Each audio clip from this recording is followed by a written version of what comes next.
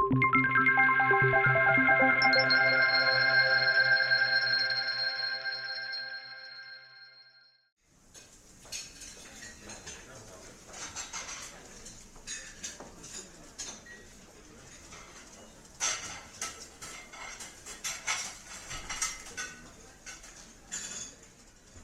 I'm going to go through is really the Aldermore journey in terms of risk management, but I think it's quite important to establish my credentials, I suppose.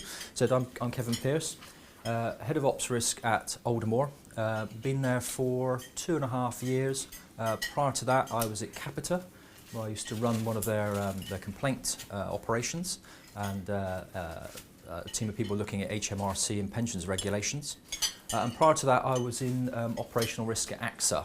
For those of you who know, AXA is a very large organisation, very process-driven, and I guess that's where I learnt a lot of my trade, so to speak. Some of you may have heard of Aldermore, a lot of you may not. It's a fairly new company, so I think the first thing to do is just to talk to you a little bit about Aldermore. So hopefully you can see that.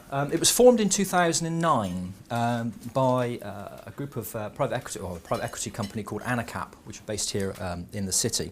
It was born very much out of the banking crisis and banking failures. And it was very much a bringing together of a number of other organisations. So AnaCap purchased the banking licence from Ruffler Bank, and then began to grow that operation. So they brought in a commercial mortgage organisation called Base Commercial. They brought in an invoice finance operation from Cattles. They built a residential mortgage portfolio from scratch. They built a savings proposition from scratch and an asset finance proposition from scratch. So a lot of development against a backdrop of a lot of uncertainty in the banking world. A lot of investment needed, investment from AnaCap, Morgan Stanley, Goldman Sachs, etc. So a lot of people willing to invest in a new bank in a time when maybe you'd expect that they wouldn't, but certainly there was a lot of interest in what we were trying to do. And I think overall, probably doing okay.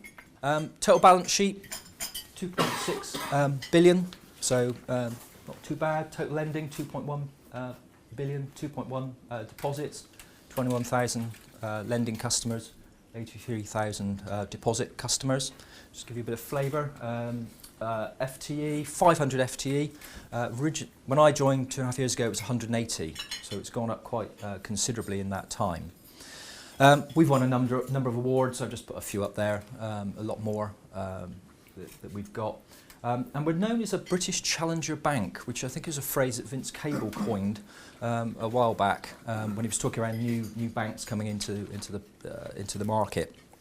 And we got a mention at last year's budget by George Osborne around supporting the funding for lending scheme, or the new buy scheme as it was at that time. But I need to take you back a little bit. So just go back to when we started.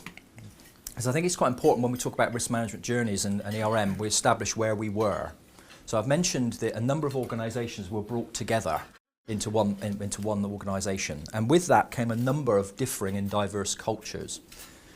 So around the wheel, so unregulated products, so the invoice finance space, unregulated, yet you've got the savings in the retail and the residential mortgages, heavily regulated. So bringing together two different cultures there.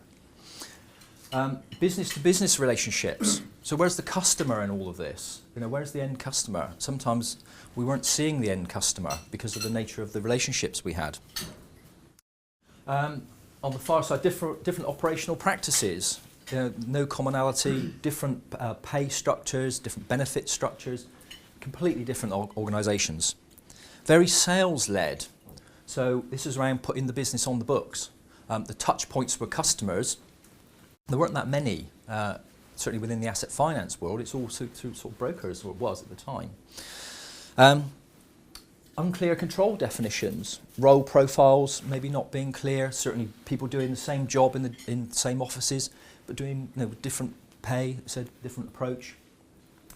Nothing written down in terms of operational risk. Very little there at all. And certainly, if from an unregulated viewpoint, very little risk management knowledge and approach. Underpinning all of that, Aldermore have got 11 different locations. So with different locations comes different cultures as well.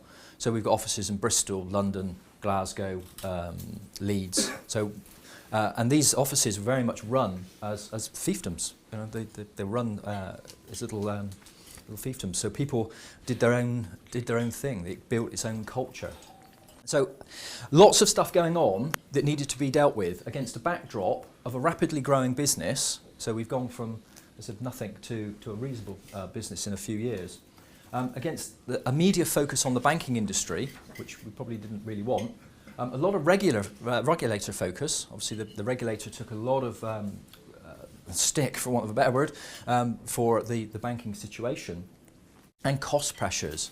So operationally, when you're in a startup business, maybe there's more money floating around, but actually when these businesses start to come together and started to level out, cost pressures kick in, and I'm sure we're all very familiar with what that might look like in terms of trying to gain efficiencies. The other thing which is worth mentioning is ops risk. I've put in there a little no operational risk. There was no ops risk management at all at that time. Risk was done within the credit world. So if there were any sort of operational issues, they were handled by credit risk. And even today, our credit risk managers are called risk managers. And that annoys me a little bit because really we ought to be making that distinction between what's operational risk, what's credit risk, what's market risk, etc. But we're still not quite there yet. And that's all part of the journey, really. Okay, so what does that journey look like? Now this is Aldermore's story. Some of it may be familiar to you. Some of it you might think, well, why on earth did you do that? Well, you know, we did it on our own. We built this with no support from any external consultancy, so we've done this internally. Only in the latter few years have we had some support from Stratix, and we'll talk a little bit about that in a minute.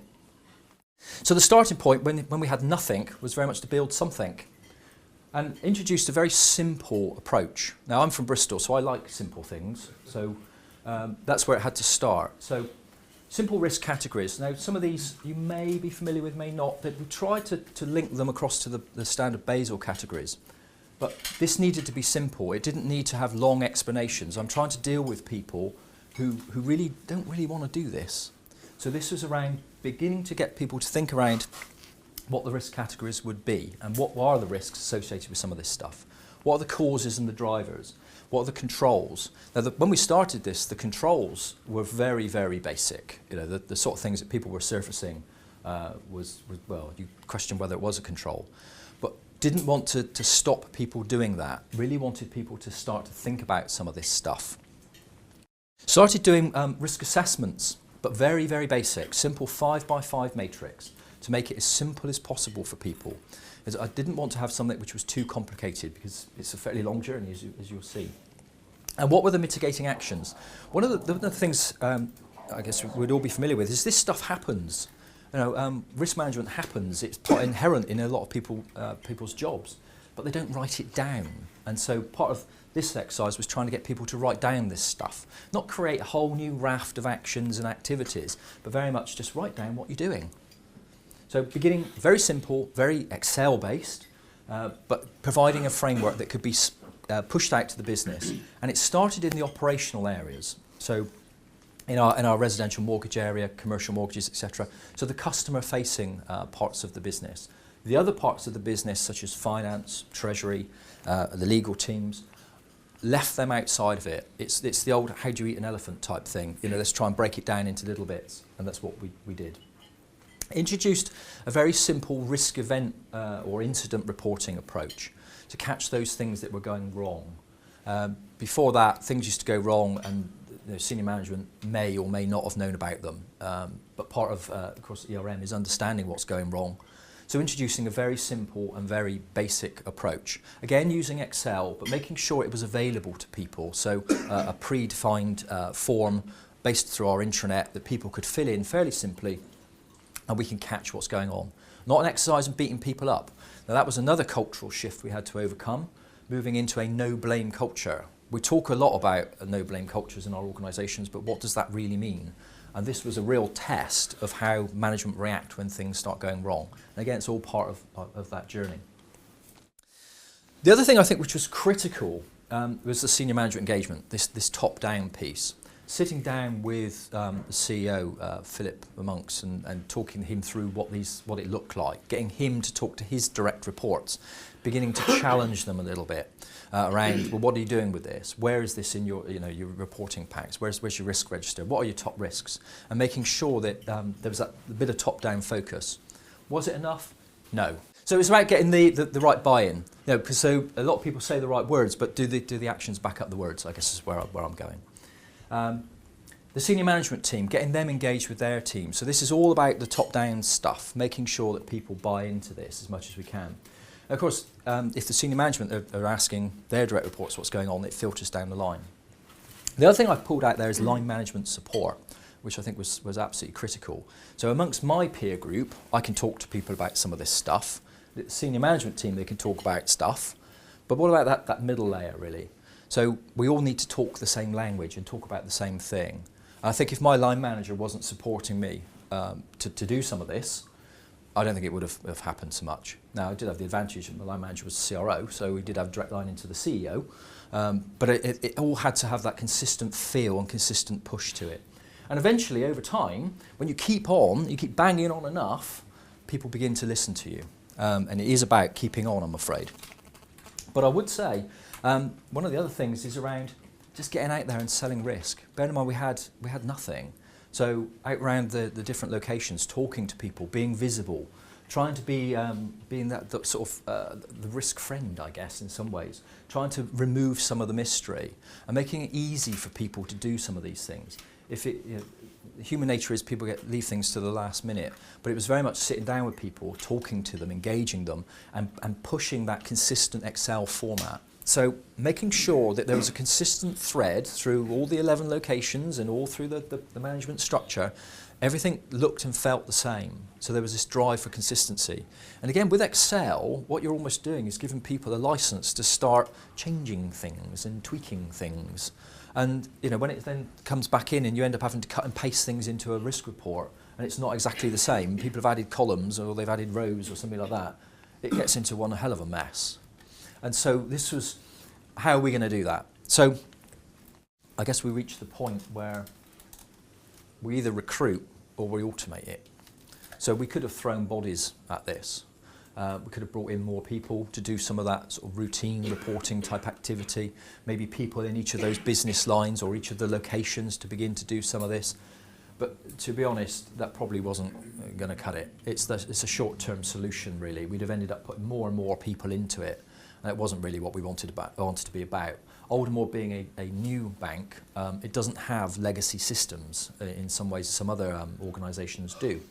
So this was around having automating as much as we can, and we do that outside of our risk world as well. We have an awful lot of automation. So I guess in some ways it was a bit of a no-brainer that we'd automate this. So we started the process of tendering. So we went through a formal tender process.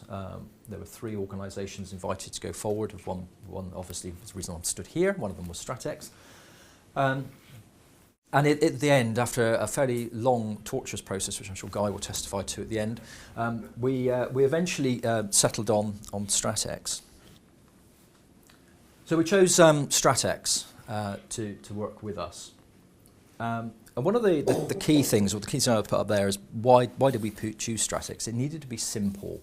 Bear in mind, we were moving from an environment which was very Excel-based.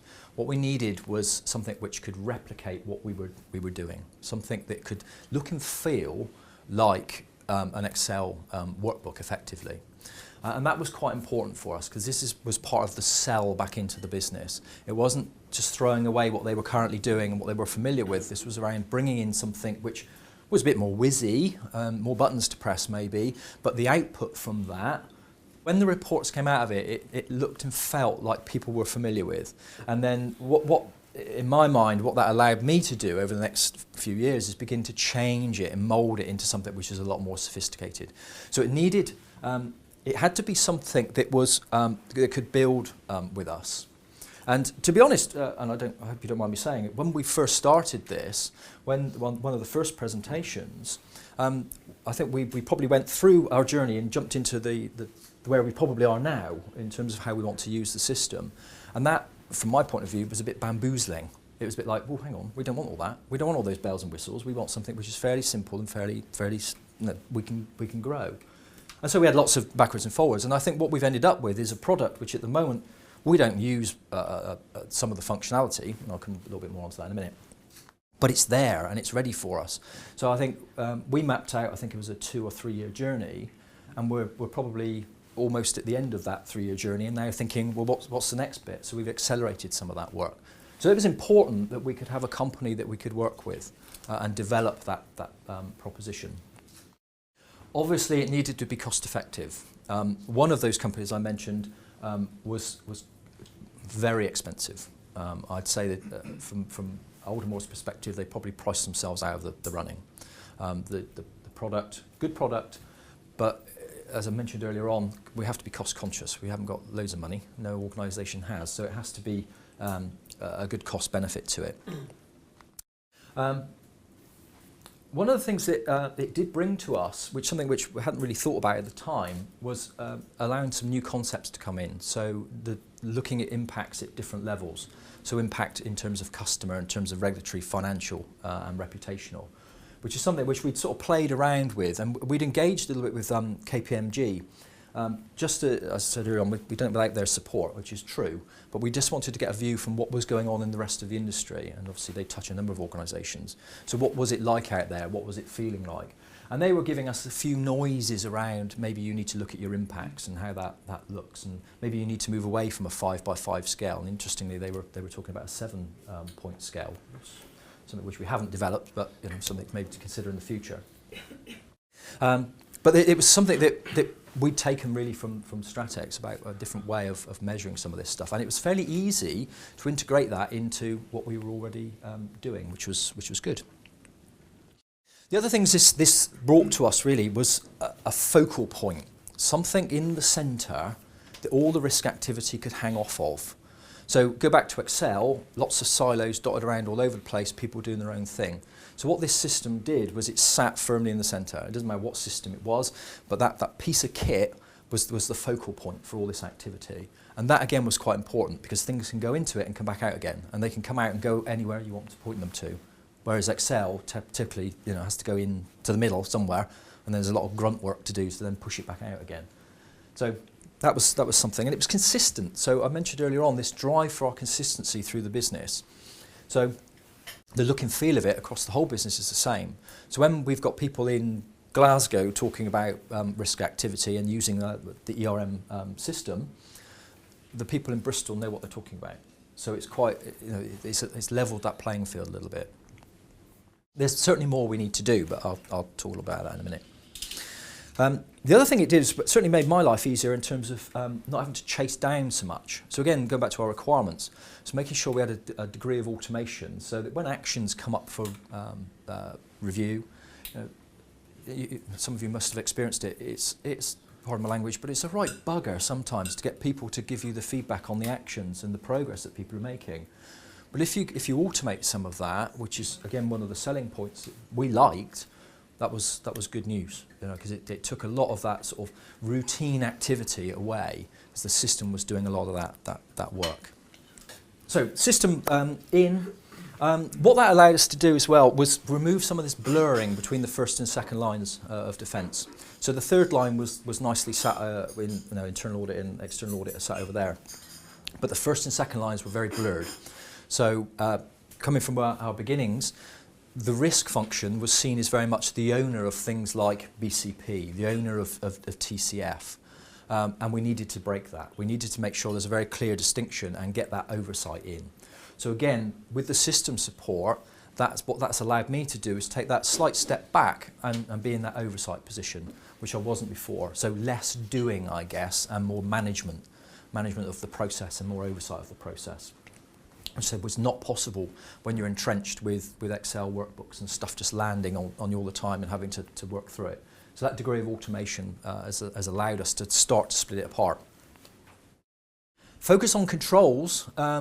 Again, I mentioned that this sort of clamouring for information on effectiveness of controls. Again, the system has allowed us to do a lot more work on that. in terms of how controls are designed and how well they perform, and then report on that and overlay it against a risk profile. Lots more we've still got to do. Again, I'll talk about that in just a moment. But again, it begins to focus people's minds.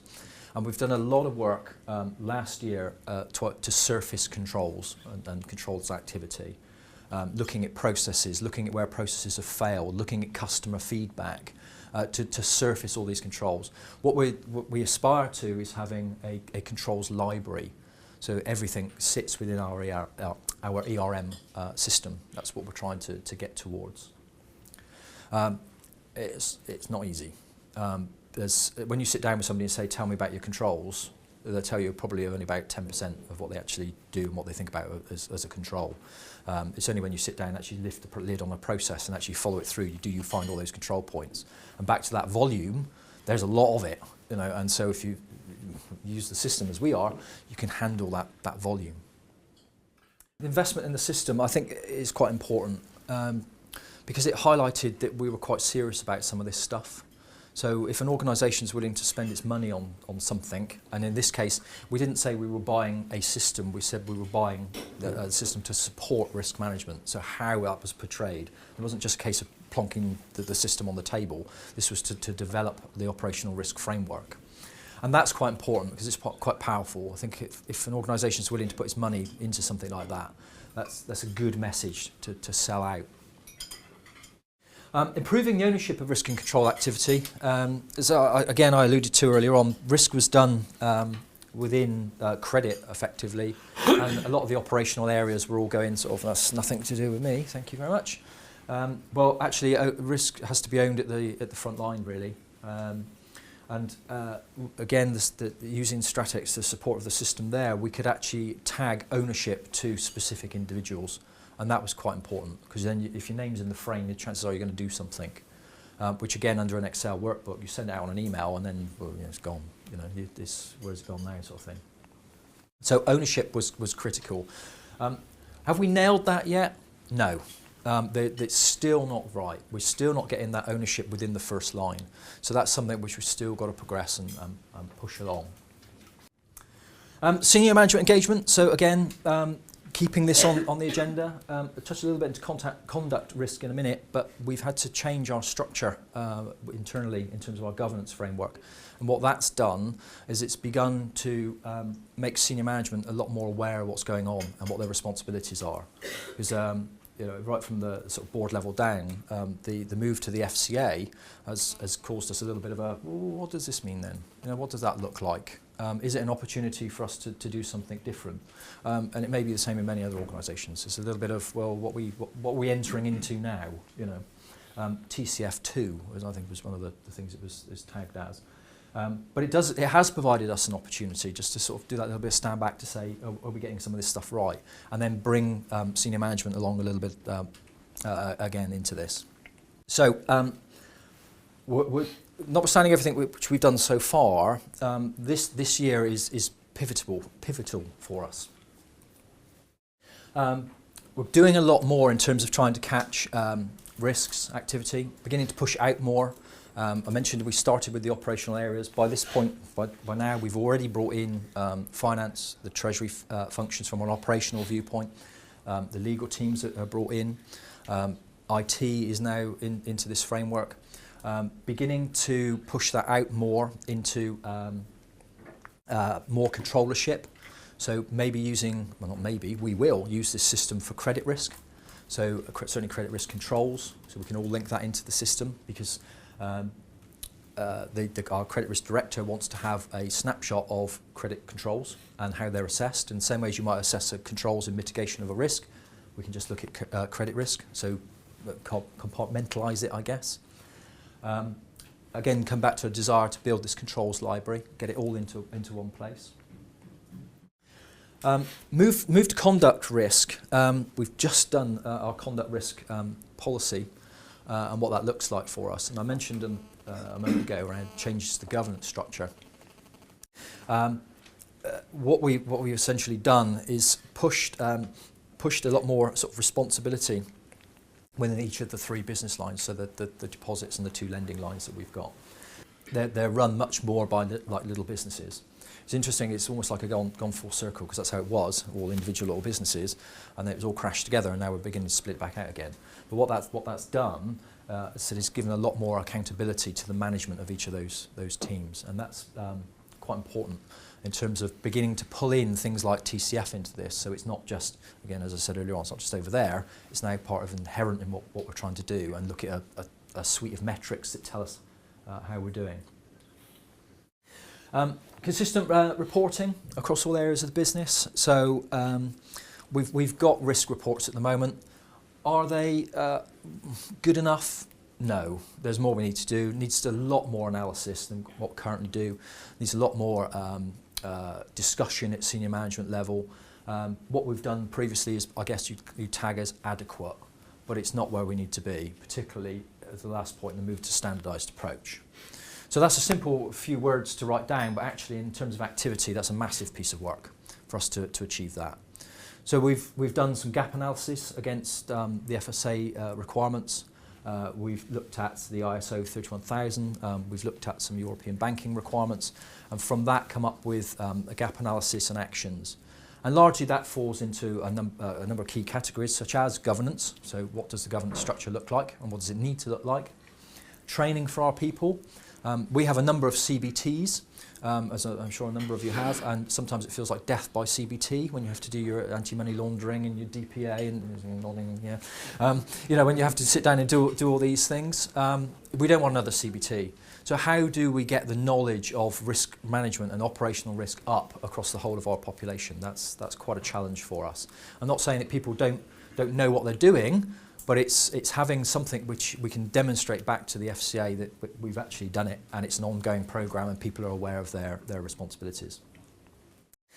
We've got to look at documentation. Do we have a definition of documentation? No, we don't. We have lots of documents, lots of policies, lots of procedures, lots of governance papers, etc. But do we have a firm definition of what that is? Well, probably not. So I might just lift the FSA definition and use that, but hey, we need to document that.